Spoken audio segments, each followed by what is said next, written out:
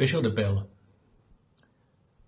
La différence entre les dirigeants pour qui tout est dû et ceux pour qui tout est devoir, c'est que les premiers se voudraient toujours plus loin du peuple, toujours plus hors du peuple, vivant dans une espèce de brouillard mystérieux qu'ils appellent leur pouvoir, tandis que les seconds ne sont jamais assez près du peuple, assez dans le peuple. Ils se voudraient plus du peuple de fait que leur responsabilité ne leur en laisse encore le loisir. Et c'est avec peine et regret qu'ils s'arrachent à leurs racines pour aller évoluer dans les hautes sphères du pouvoir. Les premiers peuvent être populaires pour un temps, certes, encore quand il fait soleil.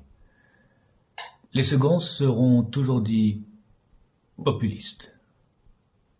Populistes, c'est-à-dire pour le peuple, par le peuple, du peuple.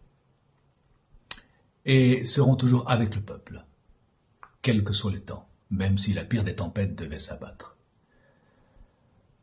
Sans vouloir faire de psychologie facile, je crois que la qualité de bon dirigeant doit être cultivée dès l'enfance et qu'elle émane d'un contact direct, fort et prolongé avec la base, comme on dit, c'est-à-dire, en définitive, le peuple, les gens, les petites gens, le petit peuple, comme l'exemple qui suit le montre assez bien.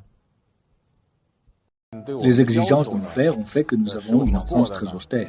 Nos vêtements n'étaient pas seulement recousus et ratassés, ils devaient être portés par tous à tour de rôle, sans distinction entre frères et sœurs. Le grand frère repassait ses nippes à la jeune sœur, qui les repassait ensuite au petit frère. En ce qui concerne la nourriture, pas question de laisser un grain de riz dans son bol. L'éducation à la maison était caractérisée par une forte insistance sur la tradition révolutionnaire.